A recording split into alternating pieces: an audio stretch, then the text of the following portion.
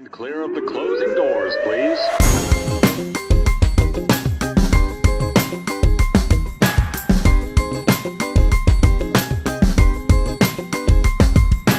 What up, son? What up? Grind&Pivot, Louie Max, Queens, New York.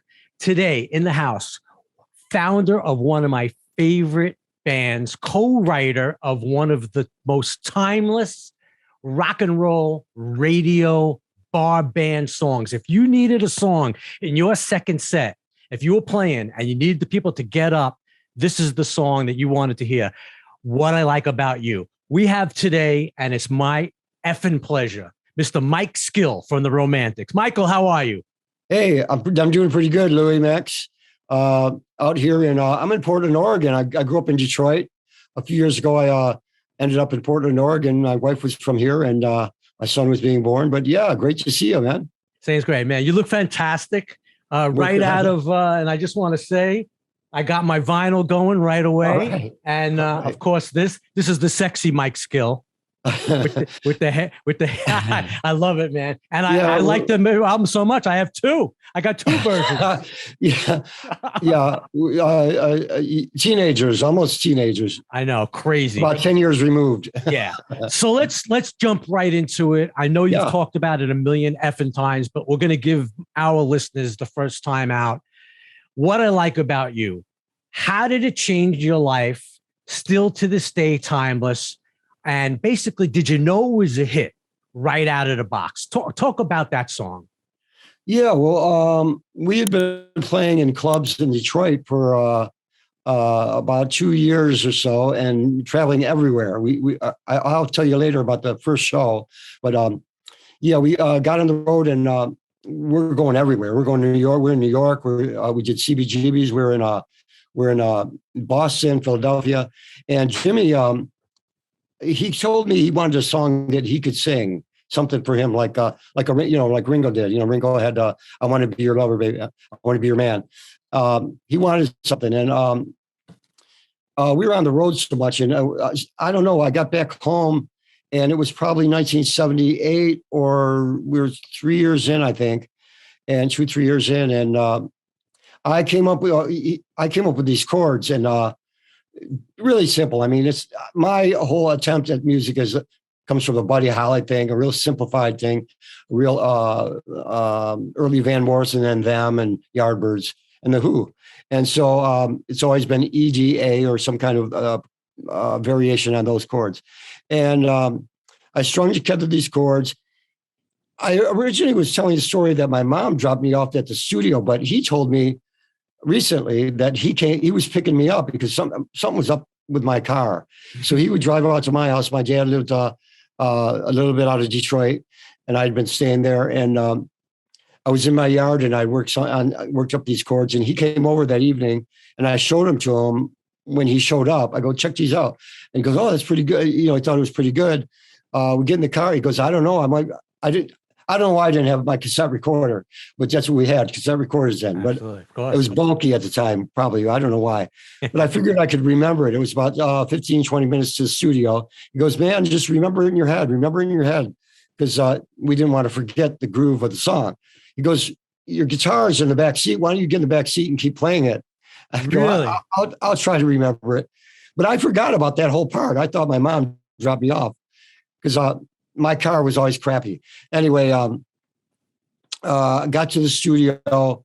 It was just me and him. And I go, check it out, man. And I turned the lights on, the amps on, and he sat down, and I'm just playing those chords.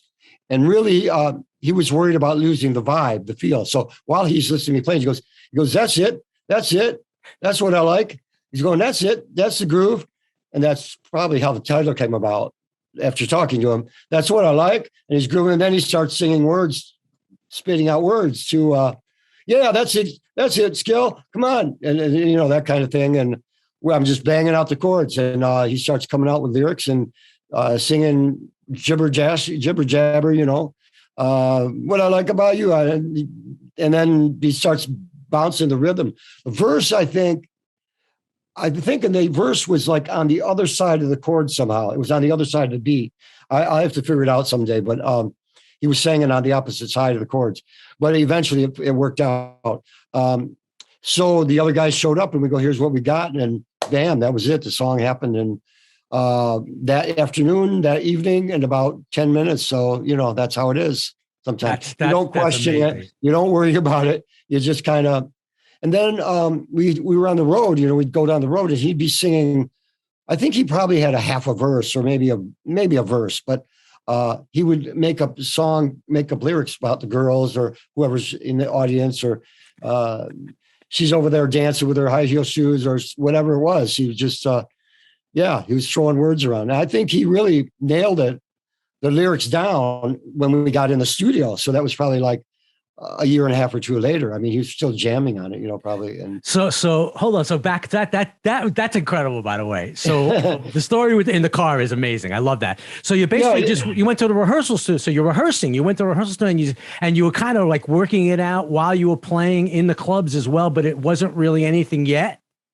Yeah, it's such a simple song. I mean, we had pretty much all the parts together, but he was really just wrangling on the second and third verse and the turnarounds and stuff like that. And we knew we wanted a harp, and actually, why don't we use a harp in it? It's a Beatlesque or Kinksy kind of thing. And so it was like just a fun thing at the time. It was like, it really worked, but we had no idea that it was going to be anything at all. And really, when it came out, when the first album was released, 3 songs were released, and it was Tell It to Carrie, When I Look in Your Eyes, and then What I Like About You. And they all went on the top 100, but they all fell off the charts. They were going off the charts. So one would go up to 60, 70, 80, whatever it was, and then drop off the charts. What I Like About You went to it was either 47 or 74 on Billboard charts, and then started dropping off. And the management comes back and says, our famous manager, with their insightful information, it said we should go in and do the second record already. We had just finished the first album. We did a tour of the US and Canada. Great tours, all fun and everything. Early days of playing with Ted Nugent in our straight-legged red leather suits and all that. We looked like aliens in front of a Ted Nugent crowd.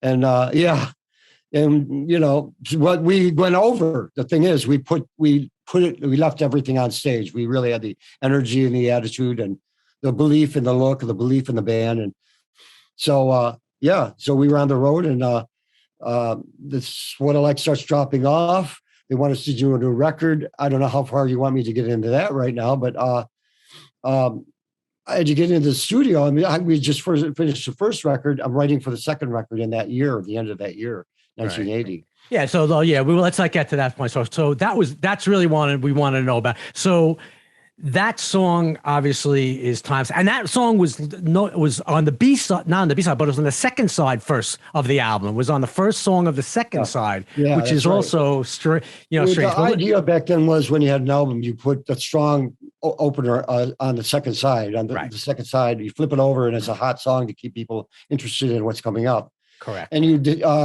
generally put the more tepid things in the middle of the second side. But it was all figured out. Right. Cool. You had geniuses at the label that would figure that out. Yes, of course. So let's go back, actually forming the band. Tell us how the band kind of got formed. I know there was a lot of different changes. I know there was, you've left, you came back. Other guys left, came back. What was it like in the beginning, and how did you guys actually get your name as well? Well, Jimmy and I still talk to him. I saw him a few weeks ago, but I hadn't talked to him in 2 years since pandemic began, hit us. And we were schoolmates. Junior high school, I changed over to another neighborhood, which had different bands from the other neighborhood, because every neighborhood in Detroit had 2 or 3 bands. And you go 7 blocks away, you learn 3 more new songs, because other guys knew different songs that you knew in your neighborhood. And anyway, Jimmy was in this other side of town, and about 3 miles away from where I was. And my parents we moved to this other neighborhood to get to the other school that we wanted to go to. And next thing you know, I'm walking up to the first day, and it's on that side of the school where all not the losers, but all the rockers and all the at this time, the mods or the freaks or the hippies were hanging. The long hairs that was that side of and I'm walking up, and that's the first people I saw was I think Jimmy and a couple of friends of his that he had a band, and I ended up joining that band and switching over to bass. I'd been playing guitar for a few years and learning all the new tunes that were out in the mid '60s, the Who and the Kinks and the Yardbirds and all the American bands, 13th Floor Elevators and all that. And anyway, so we're in school, we rehearse, we playing little things. We move on a few years later. We're out of school. We got a storefront in Detroit. A lot of bands, we get storefronts after you're kind of grown up and you kind of like want to get out of your mom's basement. Right. You get a storefront and you're serious now. So you're writing songs all the time. We were about writing songs. A lot of bands were playing the clubs at this time. Earlier, before, there were a lot of teen clubs in the earlier days. Later, the teen clubs fallen by the wayside. You had just bars and theaters. You couldn't get from the bars to the theaters. So we were in this like netherland between that, where we couldn't get from one to the other, and we didn't want to do the bars. We played 3 sets of songs of someone else's material. Yeah, so we were learning and teaching ourselves how to write songs. We went through a lot of different changes with different players, me and Jimmy, and it was always us hanging out with the guys that were playing the bars, but we weren't really doing that. We had a studio. We were trying to get a lead singer to come in. It was always about getting a Mick Jagger, a Rod Stewart, or a Jimmy, a Plant or something. It was that kind of Robert thing. Plant, right? Yeah, of course. You had those blinders on. Yeah. Wow, we need that guy that could, the front man. And then your city, New York, and LA and London started happening. Lou Reed and Velvet Underground, and more of a do-it-yourself.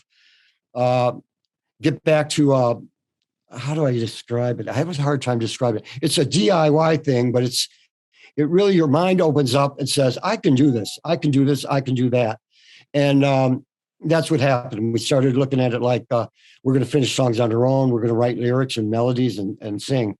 We had our studio. I had met Wally, I think a year before. He was playing somewhere. I went and saw him.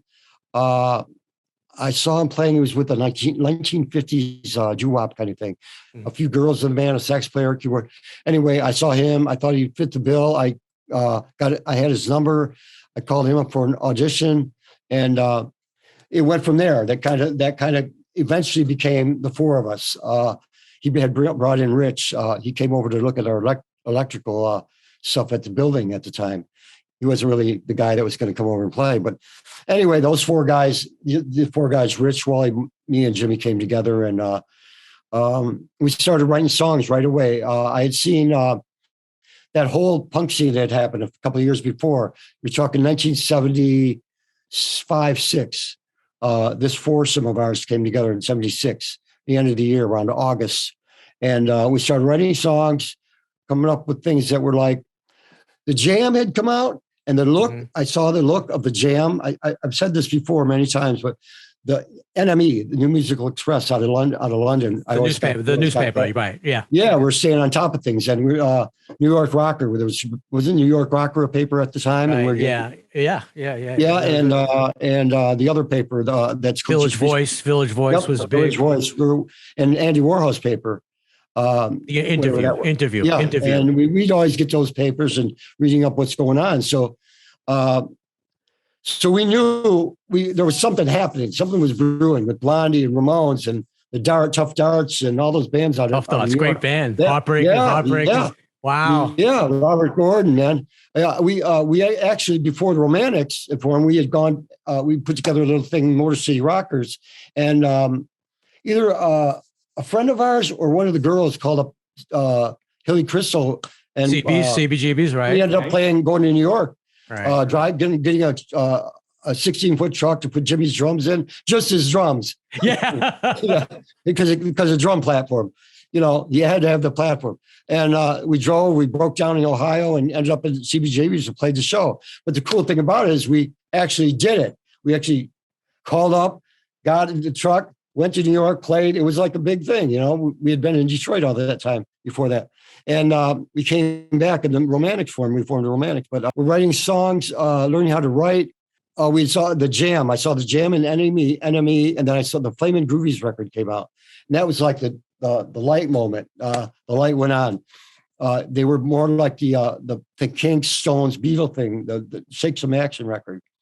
And So that was, the light went on, and that was really like, I could write this stuff. Jimmy, I can write this stuff. That's when I brought the record and that photo of the Jam with his, skin tight, the black suit, the black pants, the white shirt, black and white shoes. Right. And we get this look, we get this rolling look, and we start writing these songs. That's what we did. A friend of ours who had been in a high school band came over. He was reforming the MC5 with Rob Tyner. Rob Tyner was the singer from the MC5. And so he asked us to play the show. And we had been together for about 3-4 weeks. We were recording all these songs. We were writing all these songs for my little cassette that I brought in, that I'd written at home. So we had a whole set of songs. They came over and we played the songs. And they said, yeah, we're doing this show, a showcase for the newspapers and press and radio. And we were like attacking these songs. We're like, the punk bands were running around on stage and avoiding the beer cans and the spit, right? So that was the whole idea. You had to move around. So we were always like that energetic, moving around with the MC5 attitude and Detroit attitude. So we did this show. They asked us to do this show, the first thing we ever did. And before we did the show, Jimmy goes, what are we going to wear? What are we going to get to wear on this thing? So we went to this, we were in Royal Oak, Michigan. It's a little ways out of Detroit, a couple miles. And Salvation Army, we walked up to Salvation Army, and we're wondering, what the hell are we going to wear? And we had been wearing like New York type style shit, tight pants, tight black trash and vaudeville pants, and pointy shoes, and skinny collars. Skinny ties, right. Yeah, all that. And looking like the band, the Boyfriends, or all that, and looking like from the street, and greasers. And we walked up to the Salvation Army, and in the window, there's like 5 or 6 suits, and they're orange, like iridescent suits, like kind of like Motown suits, right? Kind of shiny. And look at those, and they're let's check it out. Maybe there's some in there. So we go in, and the rack, there's like 20 or 30 in a rack. And so obviously someone like had a wedding, and it was like the waiters. And they were like, the waiters had wore these suits, and they brought them in and trashed them at the Salvation Army. So we picked out the smallest ones. They were all baggy, and we took them to I think Wally's mom or a friend of hers, and we've had them fitted. We had them taken in all skin tight and relatively tight at the time, and they're orange, iridescent. We did this show, and we came out with all the same suits and everything. And the other guys looked like, they sounded great. New MC5 were rocking it. Yeah, for sure. Big time. They look like from the generation 10 years before. No doubt about it. From the 70s. And so we really stood out like aliens on the stage, and moving around and everything. And we got a really good response. The press were talking to us. Radio was talking to us.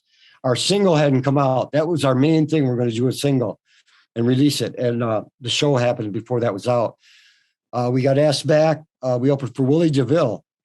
Great guy. Love Willie DeVille. Great show. What a great show. And Mink. Yeah. And we opened up for him 2 weeks later. And then it just went from there. We started thinking about hitting the road. And lo and behold, the management got us a gig at, they talked to the promoters somehow. I don't know what they did, but there was a show coming up at the Saponic Silverdome, which is a 78,000 seater place. And it was Steve Miller, Jay Giles, and Peter Frampton. And we opened the show. Wow. And, our first big show, it was probably 5,000 or 6,000 people come, but people were all streaming in. It was early 7 o'clock. By the end of the night, it was 70,000 people. But we entertained these 5,000 or 6,000 people, and it went over, and we didn't get booed off or anything. So it went over. And from there, we hit the road. Who came up with the name? How'd the name come about? I think Jimmy announced it when I think we were going to a gig or a show. The first show was at Detroit, was that one thing, that showcase. Valentine's Day. Is that real? Was that real? Or is that a rumor? Or is that real? The show, we had been together since August of 76. The show was Valentine's Day, 77. So basically, someone said it and we kept it. So anyway, and he mentioned romantics, and we're kind of like, oh man, I don't know, romance. a little soft. Yeah, but then when you really look into the word, in the 1700s and 1800s, it was about breaking away from society and all the norms. It was about really deep progressive thinking, progressive art, progressive music, progressive. It was actually a revolutionary thing at the time to break away from, beautiful landscape paintings and all this stuff. And music was real. Well, you'd have to look it up, but it was a breakaway from tradition at the time, and so that once I looked into that, I thought, yeah, this will work. This could work, and it wasn't about the sweets, the candies and the cards and the flowers and the thing. It was more deep. So, but people weren't going to go that far. So people weren't going to look into that far. But anyway, we went with it and it worked. And I have to say, it's hard to come up with a decent name like that can withstand, time. I mean, I'm hearing there's a band called what's it called, Vitamin something, and I'm going, Vitamin? I don't get it. I know. But it's true. there's some crazy names, but there always has been, and it's difficult to find something that's going to last and really connect. No doubt about it. I mean, you guys had the energy. It's interesting too. Like, I've listened to a lot of Seeger. Oh, early Seeger. That's right. Early Seeger, you guys had that energy. So you really kind of morphed some of the Invasion, not even Invasion, because that was there, but it was really just that strong pop power. But you guys played, the difference I thought really was also that you guys sang. Everybody sang. Sang, which is everybody sang. Yeah. Well, we felt that when you wrote a song coming from the records that I listened to my brothers of the 50s, they're little records. We pull out a little toy. I was 5 years old or 6 or whatever, 4 years old, 5 years old. I'm pulling out their records, me and my brother and my younger brother, and we're listening to the 45s on the little toy record player, right? And it's, it's Little Richard and the black R&B groups and Jerry Lee Lewis and probably Elvis thrown in there, Buddy Holly. And that stuff, that was early. I'm really little. And then, as time went on, the girl groups and the frat groups in the early 60s. And then I'm hearing Mitch Ryder just as the Beatles are coming out. Mitch Ryder and them are playing Detroit and huge. That kind of stuff. Yeah, Detroit Wheels. Yeah, no doubt about it. Yeah, you guys had that too. You guys had the energy of that. Yeah, I mean, I saw that. I was at the MC5 shows at Charter Field in the late 60s and 70s. And Bob Seger was big. East Side Story was like a psychedelic fuzz tone and kind of a rebellious. He had like 3 or 4 45s that are really, really great from the get-go. Yeah. He had 2+2. He had a Vagrant Winter. He had Persecution Smith about racism. He had it was kind of following he was kind of Bob Dylan-ish looking, and not really that deep, but he had the hat and the scarf but he was really on top of things at that time. And, he went on to be a songwriter. He wanted to be a songwriter he moved into a little bit different direction, but rock and roll wise. But it was him. And then we had the Frost, which was Dick Wagner, who became a guitar player for Alice Cooper, later Alice Cooper, after the band broke up. And he was played on that Lou Reed Monster album. And Steve Hunter and I just said his name, Steve Hunter and Dick Wagner. Incredible players. They played. Steve Hunter played in Mitch Ryder's Detroit. We always had great guitar players. They just plug. The thing about them was they just plug into the Marshall, no pedals or nothing, and just turn it up. That's the way we did it. And I still did that. I still do that, and I did that. I don't use many pedals, and it's about just plugging in, going and feeling and doing it. Yeah. That's what it was. I mean, the energy was right there. You just kind of brought the heart. The same way. New York has the same. Yeah, same thing. Just ball busting, right? Just ball busting. Yeah, exactly. Yeah, plug in. Let's go. Ramones, obviously. Yeah. Just let's do it. Yeah. Throw it in their face. Totally. Even Kiss, and you for sure. Go down the list. Yeah, it's so true. So you got Kiss could be a Detroit band because basically really could be a Detroit Rock City. Yeah, no doubt about it. No doubt about it. So you got your deal.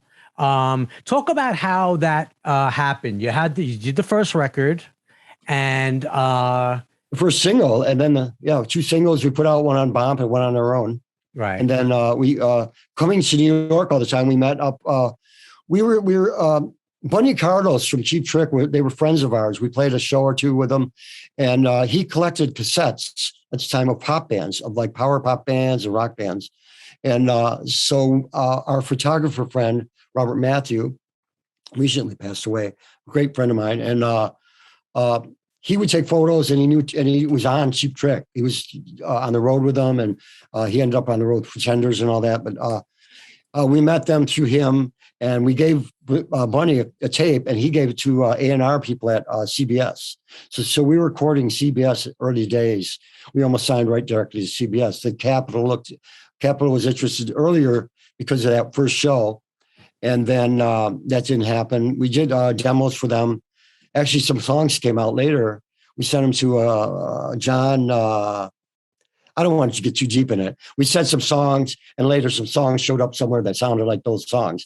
Anyway, but we didn't get signed. But we ended up with Nemperor, a guy from Nemperor, Nat Weiss, who was an attorney for the Beatles manager for the U.S. for their merchandise in Northwest Music, Northeastern Music, NEMS. So he was their attorney in the States, and he had started a record label, Nemperor, and they were custom label of a major label, two custom. So we were as Nemperor, Epic, Portrait to CBS. So we were really on a major in a way, but so we weren't getting the big money. We weren't getting the big splashy money to get billboards. What I like about you on a big billboard on Sunset Avenue, Boulevard. We weren't getting that. We were on the road. We were banging it out, presenting ourselves the way we were. We just a working class. Yeah, that's what you were. But that's what the band was in a way. In New York, we were in New York 15, 20 times before we got signed. Right. Yeah.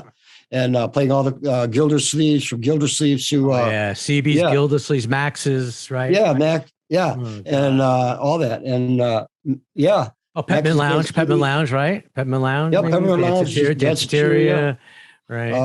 Hurrahs. Yeah, the Ritz, I guess. Yeah, all the clubs. Yeah, the Ritz. Yeah. Right. And then we played open for Cheap Trick at what's the big the hockey arena? Oh my God, I'm forgetting. Where the Rangers played. Oh, the Garden, Madison Square Garden. The Garden, Madison Square Garden.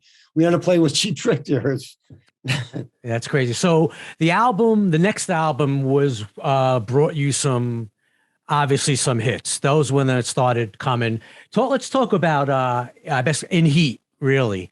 Yeah, we're jumping over two albums. Yeah, so you had yours Strictly Personal.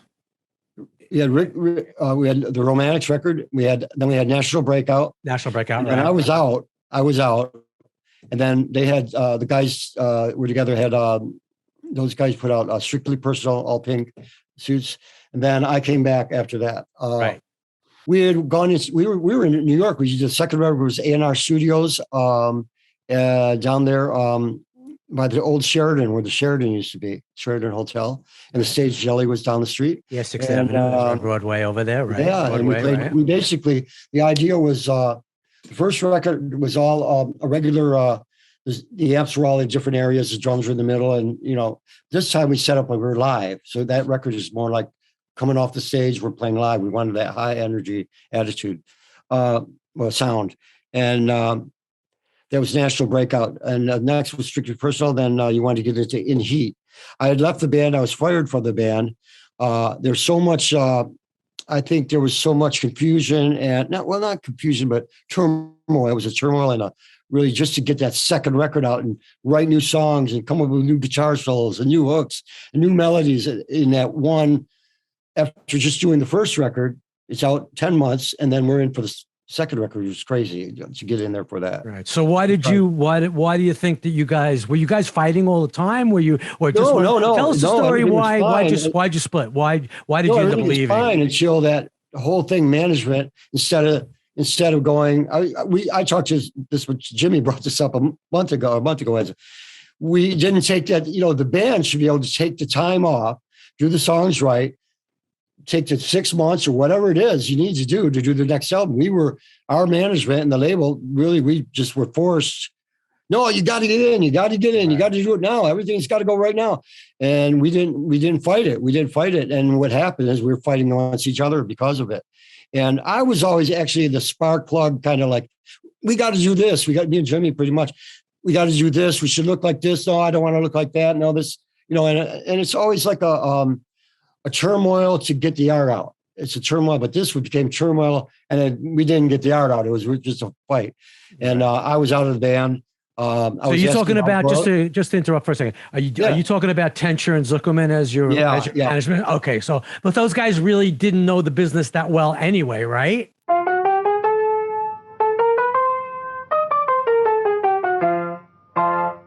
We here at McTeeny Designs have one client and one client only. We focus exclusively on fashions for the pleasant and portly gentlemen. Our designers understand the fashion dilemmas associated with corpulence and excessive sloth. Using the tried and true fashion theory of bold 2 and 3 color blocking with contrasting fabric and texture lends itself to elegantly masquerade decades of unfettered gluttony. And remember, at McTeeny Designs, it's about the garment, not the girth.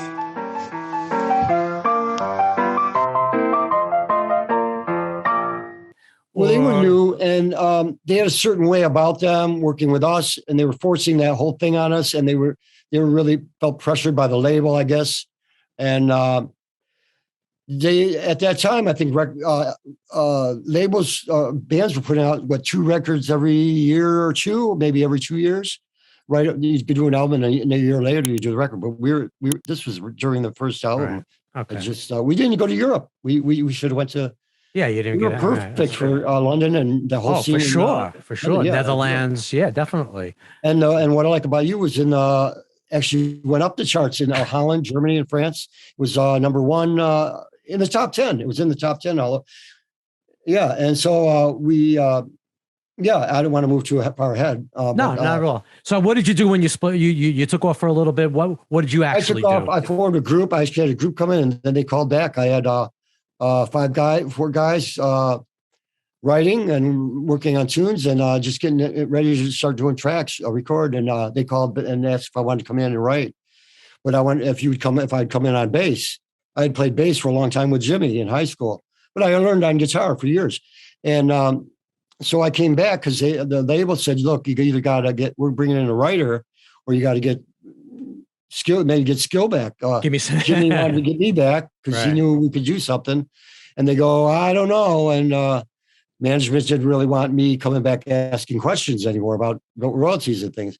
And anyway, I agreed to it. And we had to work out some money deals. And so that I was old and never got some of it still. But I agreed to get back in the swing of things. I figured I could do it for a while and then jump back and do my own record too as well. But things, I brought songs, brought tunes, worked with Jimmy and the band and the guys a little bit, and we came up with In Heat. So I had the bass line with Jimmy. We jam and play, and came up with that bass line from Talking in Your Sleep. And okay, so hold on one second. Great, beautiful. Yeah, you brought me to the right point. So let's talk about a couple of the songs because I wanted to just bring that up. Another radio hit, Talking in Your Sleep. Take us how you came up with that, how that came about, and how much did Soli have to do with that record? I mean, were you guys really on the same page? What was it like working with him? Because that obviously a big time producer at the time. He wasn't really a producer. He had been, if you go back to his history, he was in latter versions of Procol Harum. He played keyboards of Procol Harum. He was in latter versions of Terry Reid. And there's numerous bands, 8 to 10 bands playing keyboards in their latter versions of famous bands that came around in the 60s. And he went to Australia to do pop music, do commercials, and record bands in Australia. They had a few hits and a few things going on there. And we wanted a guy that could actually take our simple choruses and our simple music and make it so it was done right. So when we sang say we did a chorus and there was a note we went to that was right. We wouldn't be necessarily notice it. We needed somebody to say, okay, is this right? Is this musically with, yeah, we want to make sure different ears. Yeah, different ears. Exactly. We didn't want anyone to change anything, and he wasn't going to change the sound of the band too much, but I'll talk about that in a minute. So he came to the States, came in and heard us. We had a couple of guys in mind, and we thought he felt good. He could help us project our music out well. We get in the studio and we were thinking like live, high energy, raw romantics. And we did that first takes, right? The first raw back takes, but the first the bed tracks that you do, they're raw. Basic tracks. You're talking about basic tracks. You're talking about yeah. We had done pre-production for these songs in the studio, in our studio for a month. Went into the studio, recorded these back tracks. They smoked. They sounded great. Okay, we did them all the songs. Next thing you know, he's wiping those tracks and we're redoing all our guitars so that all the parts are perfect. You lose all that high energy coolness for this kind of well-produced thing, which I'm not going to cut it down because it was successful and it had a thing to it, but I thought we lost a little bit of that spark. But the record stands up because he did do a good job as far as that goes. He wasn't really a major producer, but he worked with us well. Jimmy wasn't that happy. He came in, he told me recently he came in, he didn't like the vocal because he thought it was kind of thin. He came in, he did the vocal in one take.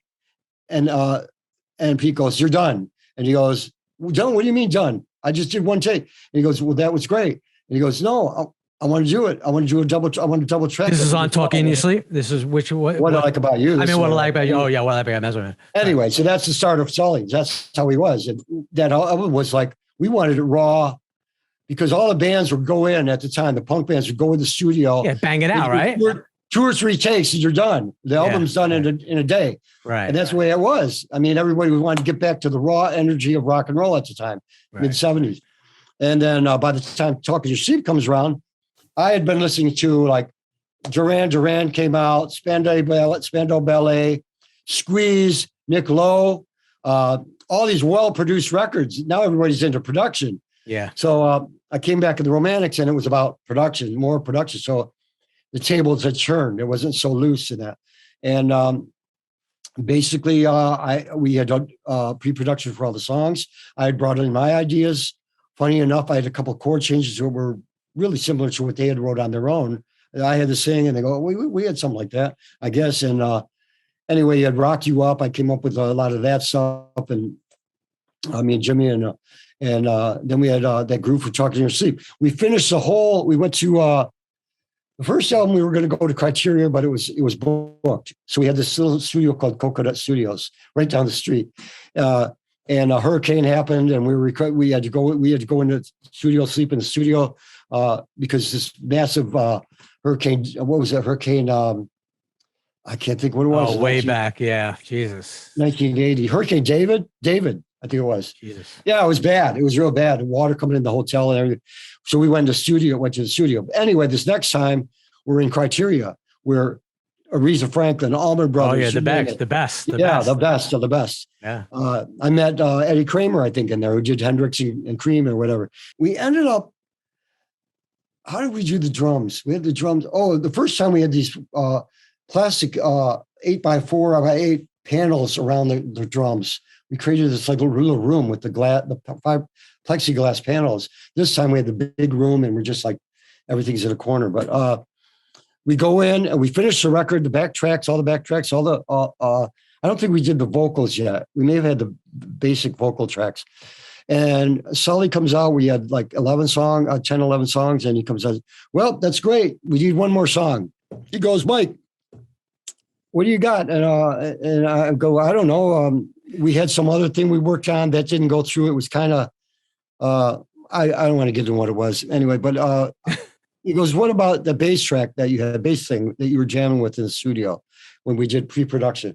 I go, "Well, I don't know. It was called Hot, Hot, Hot or something. I don't know what it was called, but I played it. I was on the bass, played it." And he goes, "Yeah, why don't you we messed around with it." we used to do it as a 1-4-5 kind of a jam, and with guitar solo and stuff, no verse or anything on it. So he goes, okay, that sounds kind of good. Let me get the keyboard. We got the little Wurlitzer and put it in the control room. We all went in the control room, and I got to get up close. I'm by the piano, keyboard, me, Sully, Jimmy, and pretty much I'm going, what about this? What about this? What about this? Because I know from playing guitar what I can do next from a chord to the next chord. Not so much with the other guys. Wally and Cause was just more like they'll throw a part and it might fit, it might not fit. But Jimmy was also lyrics and melody guy. Wally's a melody guy. But anyway, Sully had come up with the turnaround. He got the turnaround, tell me that you want me. We didn't have the lyrics yet. We had the music. He got all that part. And then he kind of took what we had, and together we kind of felt part of it. We were all part of it. And it became Talking in Your Sleep. I mean, someone came up with, we're in there, we had the whole verse and chorus, and we didn't have words yet. And someone goes, what about Talking in Your Sleep? I think Jimmy had the title. Yeah, he had the title for sure. And so we had Talking in Your Sleep. And then someone from one to the other, someone says, I hear Talking in Your Sleep. I don't know. And then someone goes, I hear the secrets that you keep when you're talking in your sleep. We got it. We got that. So we then had that. And then Sully is messing around with the verse with me, Jimmy, and Wally with the verse part. Ba-bam, ba-bam, ba-bam, ba-bam, that kind of thing. And we got it. We went out. We rehearsed it. We laid it down. And I think we finished it over a day or two. We've got to backtrack. And we went home and came back. Jimmy wrote the lyrics overnight. I think he probably had a few lyrics. It was either a day or two, maybe it was on a weekend, and the Monday we started up again, and he had the lyrics, and we finished it. And the track was done, the album's done. We're leaving, we're putting our coats on. It's 10 o'clock at night in the studio. There's a guy there that sweeps up and cleans up the place. He goes, man, I heard that track. That's the hit. That's a big hit. That's the one.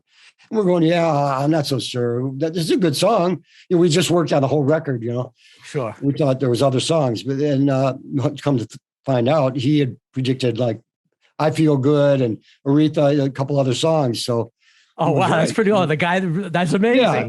That's pretty cool. Oh, so he had the vibe. He had the vibe for you. Yeah, he had the ear. That's pretty cool. So that's one more from that album, actually, too. But I'm going to just go quickly. 1 in a Million. How did that come up? We were at a meeting at the manager's condo. I was living at home still. Wally was at a condo.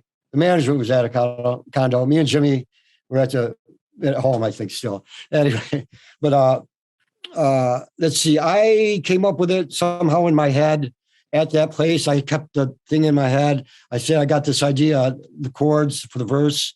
And then we went to the studios not too much later and formulated that, and it ended up on that record. Gotcha. I think Sully helped out in the arrangement of it, changing the verse a little bit, and making a chord last longer here and there. But the thing is, he got a writer's credit on Talking in Your Sleep, but the way it works really is he's doing arrangements. He's there to help us with arrangements. So I've had guys later people I worked with for the band, who that arrangement stuff that they're just saying, they don't take a credit, but they did take a credit later on. And I've got 5 people on songs that really didn't really write on that song, but take credit. So really, arrangement and producer is one thing, and writer's another thing. I mean, when someone's in a room and someone's there with you working on it, that's, there's some confusion sometimes about that. Absolutely. Anyway, 1 in a Million was, I think Sully didn't take a credit. It was the band. And then Rock You Up was me, Jimmy, and the other guys pretty much. Yeah. So speaking of finances and stuff like that. Oh, yeah. That was kind of like a little bittersweet. The album obviously started kicking ass. You're working, you're playing out, you're playing all over the place. You're killing it. The singles are happening. Financially, how were you doing? You were doing okay, but the funny thing is, we did that first tour, and we're opening for everybody from Cheap Trick for sure. We even did a couple ZZ Top shows. We even did a couple Ted Nugent shows, and we did. I think later on we did Talking Heads and Cars. So we were playing all the time. So we were, but our management tell us the money's for the first record. I mean, is paying for itself. I mean, the money comes in, it goes for. They take what they are, and we're getting the little residuals, the ASCAP and that, which I wasn't seeing later on. But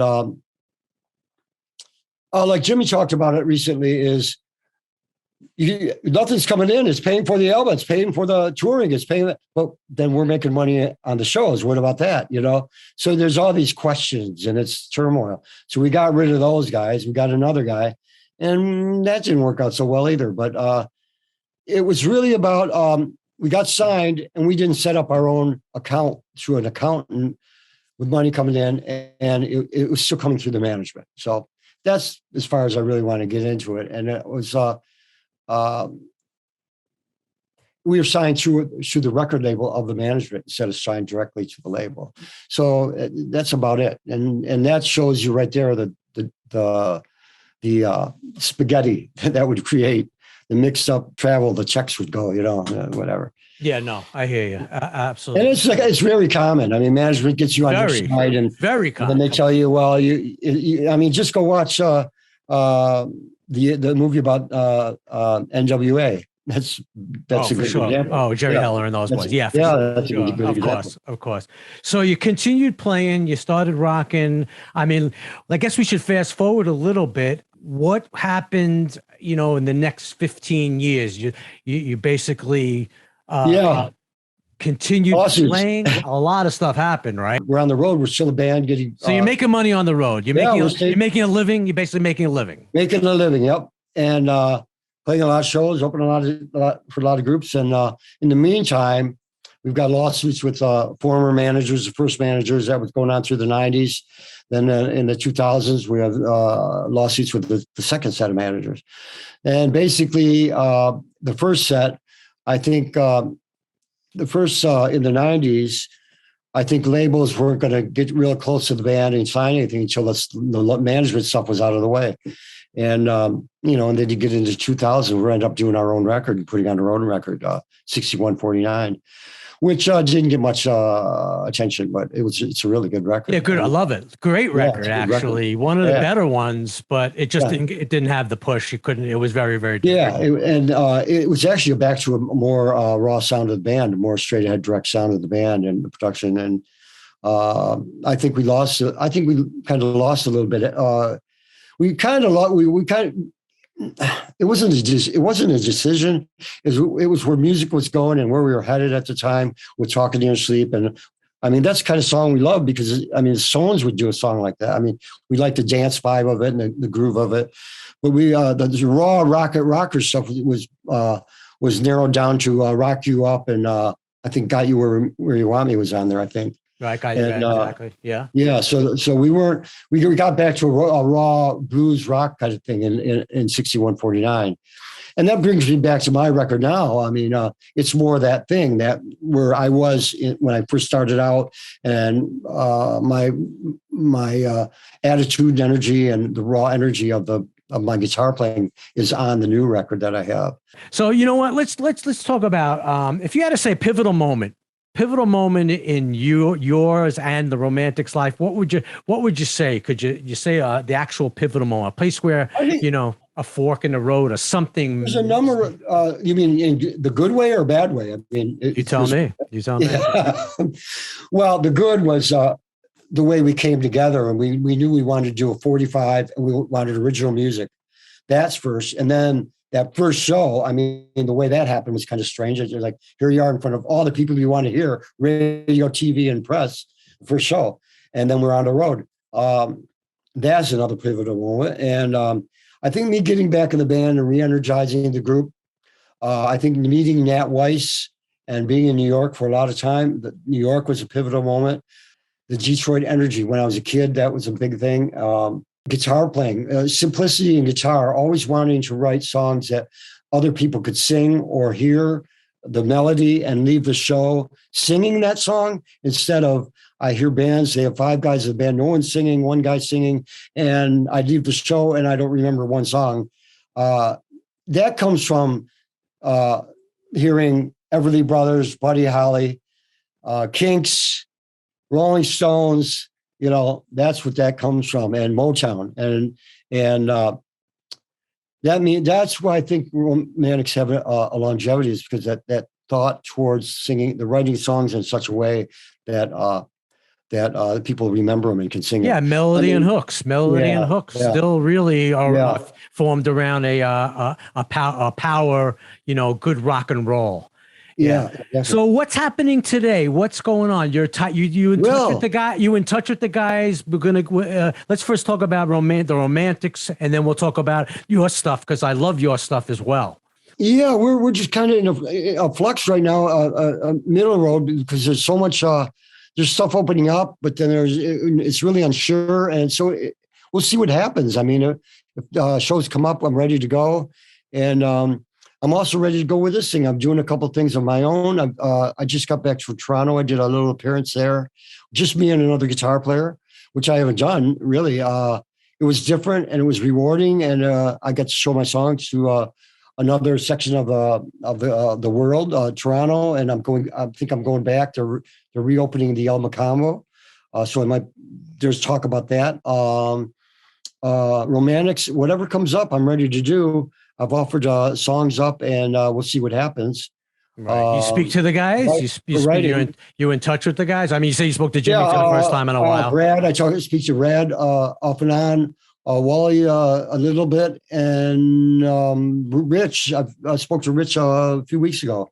So we're all there. We're kind of, it's kind of like you're getting the sleep out of your eyes now. It's like we haven't done, you're kind of waking up and get going. So I'm ready to go now to do things. So right. So if the right package comes around, the right thing comes around, and right. I'm supposed to get into New York. I did a thing for Johnny Thunder's tribute a year and a half ago or so.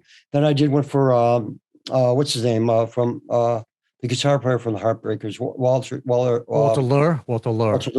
Yeah. And that was last year. And then April, they're doing another one. Oh, cool. But I'm actually coming into New York. Oh, really? Cool. It might be me and Brad. Brad coming in and playing with Barry Apfel or something, and a few other guys. Oh, that's great. So yeah, it's going to be good. I'll do a few of my songs and, Walter Lure and the Heartbreakers and that thing. Wow. That's cool. It's at Bowery Electric, I guess. What's that, Cheryl? It's on in the middle of April, I think. Oh, sweet. So it's right around the corner. Yeah, right around the corner. Maybe I get to see you. Maybe I get to see you. Yeah, no, you're fine. What do you think about the music business today? What's going on? Do you listen to stuff? Are you following it? Yeah, I mean, come on, who doesn't? I love the Black Keys. It's not as raucous as I'm into, but their songs are great. Black Keys, and I'm going back a little bit. Black Rebel Motorcycle Club and Social Distortion. I love that. Yeah, of course. Yeah, I mean, God, I love Mike Ness, man, and I'd like to get on the road with him to do a tour. And yeah, and he's got the West Coast buttoned up, but I don't know. There's a lot of songwriter stuff I like. One of my favorite groups, Detroit Cobras. She passed away. That's sad, and I just there's a lot of stuff going on right now. I don't know. It's sad in a way. There's sad things happening, and the music's saving us, I guess. The art's saving us. So yeah, always does. What advice can you give to an up and coming rocker? Now, this is interesting because I'm thinking about it as I speak to you. There are a million rock bands. Yeah, right. We know there are, but it's changed so much that we don't really hear about them per se, because you can kind of change. You could go onto Spotify, you can go onto wherever you want and just listen to whatever you want. So, advice for a rocker like you were. You know what I mean? How's that? Okay. Well, I think, the studio thing. I mean, you're not going to get that. You might get it in your basement or garage, but you're not going to get it in your bedroom. Okay. You're going to get good songs maybe, but you got to really like plug in, turn it up and play it and not squeeze this crap out of it when you're recording it. And you got to leave some of the mistakes in. You got to leave a little bit of the errors in there. You got to leave, once you start stacking stuff perfectly in the studio, you're going to sound sterile. Okay. You got to go in like the Ramones and just like kind of like bang it out. And write with people that you have fun with. It's got to be fun. The digital thing is the complaint about digital, I think, is overblown in a way because I've done it and it's gotten so good now. If you don't, like I said, if you start stacking stuff perfectly, it's going to sound like elevator music. I mean, it's still not going to do it. If you compress it, I've got a million tools here on this to. But you don't have to necessarily use it. You don't have to do it. So for instance, I don't use it. I know. So for instance, I listen to Not My Business. Yeah. And I listened to Carrie Got Married. Let's just say I listened to those things recently.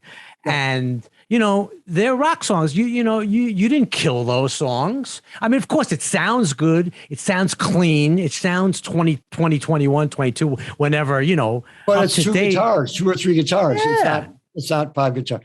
Yeah, it's 2 guitars, a bass. I might have done a bass overdubs. Right. Some two-part, right? Some two-part singing. Oh, yeah. You lay it down, right? 2, 3-part harmony. Yeah, nothing major though. Right? Right, and it's really just what it is if when you have it in rehearsal, you want to get it on the tape. You want to get it on the tape and or whatever digital, but you want to get it on the recording. And pretty much that's it. And write with people that you enjoy and have fun with. If it's work, if you have to work on it too long, you're missing the point. That's for rock and roll. I mean, now if you're writing a song that has a strong melody, it might be more of a songwriter song type thing. You're going to work out the parts a little better. You're going to go in and add some acoustics and add some things to it, piano, and it's basic stuff. I mean. I just heard you asked me who I want to. MC5 I hear is going in for a new record. So Wayne, who played on 67 Riot, I'm sure you heard it. Yes, he did a great job, incredible job he did on that song. We called him up, and so the MC5 are going to the studio. I got to give him a call. I got to see if I can get a song on there. But who knows? But it's really just not worrying too much. Your producers like to produce sometimes, and it becomes overproduced. So you got to really kind of keep your arm off the dial buttons sometimes. And no, it's true. I think because like you listen, Not My Business could have been a 3-minute song if you really thought it out, but it's 5 minutes. But it makes it at 5. Yeah, because you let it air out, right? I was challenging myself. I mean, it's not in the league. I mean, I'm not in the league of Bob Dylan lyrically and all that, but I wanted to do like Stones did it. First, you had Stones doing short, soulful R&B rock songs, right? And then they did Get Off My Cloud, and there's a lot of words, and a lot of verses. I was trying to do that to myself. I was going, okay, I want to do something that I'm going to do a story that's going to go a little longer. And it worked. I didn't think I could do it. I really didn't think. And the story actually, the way it came out really worked for me. And I was trying to do something that Dylan was a guy who was writing endless lyrics. Verse after verse after verse. And never got off message, and stayed on fire through the whole thing. That's the hard part, staying on fire through the whole thing. Yeah, tell me about it. But I was challenging myself to do a little bit longer, and it worked. It worked out. Yeah, no, it definitely worked out. I love it. So at the end of some of our interviews, we do this thing called quick hits, RPM, singles, whatever. Yeah. I'll ask you a quick question. Maybe you'll answer something. Who knows what you'll come up with. Guilty pleasure of Mike Skill. Like something you might watch on TV, something you and your wife, something that nobody knows about Mike Skill. Having a son, my son's 24 now. So there's a lot of things that we did when he was growing up, that kind of thing, games and stuff. I don't know. Really for me is just, we sit down, sitting down, playing guitar and plugging in, tuning up, and just hitting the chords, and those chords I end up using in a song. That's like a beautiful thing. I mean, that's one thing. The other is probably going out. We have the carts here, a lot of carts here. We go out and get some great food. We like to go out and that kind of thing. That's a cool thing. Oh, the food carts. Because that's the next question. Best road food. Best road food. What's your Detroit, go-to road food? in Detroit? Probably Greek food, or in Detroit there's great Greek food, and coney dogs or conies. In New York, man, the delis, the old delis, which are going away. You guys, Yeah, there's not many left. Not many left. I mean, Yeah. Sarge's, is it Sarge's still? Sarge, it's funny you mentioned Sarge's. Good friend of my son. No kidding around. Oh. I have two sons.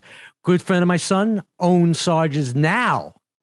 Oh, wow. Yeah. Because when my son went, when he was there recently with a friend, she had a showing. They're both artists. And I think he went over there, and he was over there. I told him, go to Sarge's. Yeah. Because we used to go to, what's the one that just closed? Carnegie. What's that? Carnegie up Carnegie Deli, yeah. Right. Yeah. Well, if you want to go to Sarge's, you let me know anytime. I'll hook you up for that one when you come to New York. That's for sure. I'm going in a month. I'll be there. Right. And I mean, shoot. I mean, it's everywhere you go, there's somewhere that's got great food. Okay, that's fair. That's fair. Go to New Orleans. In New Orleans, there's the Union. The Union. It's called the Union. Not Jelly. Union or Central. It's either called Central or Union. And then they have these muffalettas, and they're sandwiches, and the bread's this big. Wow. It's a foot big, and they cut it in half, and it's all Italian meats and olive dressing. The olive, I can't think of it. Yeah, that's olives and the oil and vinegar. Oh, God, that's so good. Yeah. Oh, you cut it in half. You cut it in quarters, and you're eating for 4 days. That's great. Last one. You're cruising around. You're walking somewhere. You hear What I Like About You. What's it do to you? What's the feeling? I'm still surprised that it's lasted as long and it took off on its own. It really didn't. I mean, it went to number 74, I think, or no, maybe it was 47, and it dropped off the charts. So we just were pushing it ourselves, and then comes along. A lot of bands were doing commercials for TV at the time, and me coming from an art background, and Jimmy an art background, we knew the power of TV, and we had watched the Who had their commercials on TV. Oh yeah, and sure. radio. Everybody. And yeah, all the mods in the 60s had TV commercials from the Yardbirds. And so when that came out, we got a little flack from it because it was a beer commercial, right? Now it's everywhere. But What I Like About You, Bud Light, they call us. Manager says we got a commercial for Bud Light. I still don't know how much money it made, but it went into someone's account. And that helped it for a while. And then next thing you know, we needed a video for Holland. They called us up. We're playing the Whiskey A Go-Go. And they called us up. We need a video. We're still doing videos. And we didn't have videos here yet. They still had been doing those in Europe, in England and Europe for the dance shows and Australia. And so they called up and they're coming over to the States. 2 guys come over. They probably had lunch, dinner, and a hotel. It probably cost no more than $1,000 or two. And they came over to we did a sound check for a show at the Whiskey A Go-Go. And they came in after we did our sound check. We did the song When I Look in Your Eyes and Talk to Your Sleep. What I Like About You. We played them twice. They filmed it 3 times, close, near, and far. And I told them I wanted it to be gritty. I wanted to close up on the hands, the face, kind of like A Hard Day's Night. Get close on the guitars. They did it. And next thing you know, next year, MTV comes around. So that's what really kept it up there. We didn't have, we didn't have the billboards. We didn't have the big thing in the Billboard magazine, and we didn't still give you goosebumps when you hear it today. You still get a little rise out of it still. Well, yeah, because of that. We talked about it before. That 20 years from 2000 to now, the way that's passed so fast, it's amazing that the amount of time that's gone by, and it's so fresh. Yeah, I just re-recorded it, and I didn't want to do it and have it be like half-assed or half-baked. So I had to do it and have the guitar be as hot and the vocal be as hot. And I spoke to a friend, and he goes, Mike, I love your record. And I didn't listen to what I just talked to a guy last night. Drummer came over, and he said, Mike, I listened to the record, great record, but I couldn't listen to What I Like About You. He goes, I was afraid because I didn't want you'd end up doing it, and it was less than the original. Exactly. He goes, I played it, and you kicked ass on it. Absolutely. He goes, it's as good or better as the original. So I'm happy it came out. It came out really well. We shot for that. My son recorded the vocal. He recorded my guitar here. He did a great job, and I used the original high watts, and I used my original high watts and a Rickenbacker guitar to put a new track on, and I just slammed it. I slammed into the guitar, and it came out really well. Yeah, that's the only way. So it's getting some airplay. It's getting the only way to be. Absolutely. Yeah. What's coming up? And any shout outs you want to say? Because I was going to say one of those guilty pleasures. I want to go get lessons for bowling. I'm a good bowler, but I want to be a better bowler. After watching, I watch. That's the guilty pleasure. You bowl. Yeah, that's it. That's the one. Jesus Christ! You just thought of it. All right. Yeah, all right. Yeah, yeah. I told my wife, I go. You know what? I want to go get a professional to teach me this better stroke. I can play, but I'm not good. I'm not consistent. So that's my next. I love it. I love it. So, and I'm coming up. I just did a thing in Toronto. Speaking of bowling alleys, this promoter in Toronto called me. He has a club in a bowling alley, but it's all like perfect sound and good stage. And he's had XTC in there. He brought the new XTC in there. He's got, he's got a bunch of bands coming. Killing Joke, I think, was in there. I think he's got everybody coming in. And it's in Toronto. It's just outside of Toronto. And so he asked me to come in, and I did that thing with my friend, Ricky Rat. He played with the Dam. He played bass with Dead Boys. He plays guitar, and he came in with me, and I did a bunch of my songs last week, and it came out really good. So I might be going back into Toronto, and then let's see. We're looking at New York in April, and Seattle's coming up, maybe something in May. So I'm working on getting a promoter working with me. I've got some good press people, and just keep doing it. I want to get to New York and play some really kick-ass and, do it, Sounds and great, whatever man. comes with the Romantics, I'm ready to go. If they want me to come do some shows, if everything's agreed upon. You're ready to roll. You're ready to roll. Yeah, I'm ready to go. So beautiful. Well, I want to say thanks so much to Mike Skill of the Romantics. I mean, gave us everything from the beginning, the middle, some good stories. I really appreciate it. You look great, man. You still look like a damn rocker, which is great. You really do. You really look, and I look forward to hearing good things about you. Don't forget, he's all his stuff's available on all the platforms. Yeah, and we're gonna put some descriptions. Songs are on all the major streaming sites. Of course, absolutely. And, I love it. Louie Max, man, thank you very much. It's a pleasure. And I love New York. We have a big history there. I can't wait to get back and say hello to everybody. And we'll get some food sometime. Grind and Pivot, pivotal moments that changed everything. Mr. Mike Skill, the Romantics. God bless you, man. Feel good, stay good. And I really, really appreciate you being with me. Well, bless you, and love everybody, and be well. And, let's keep rocking. Let's keep it going. Always keep rocking. You got it.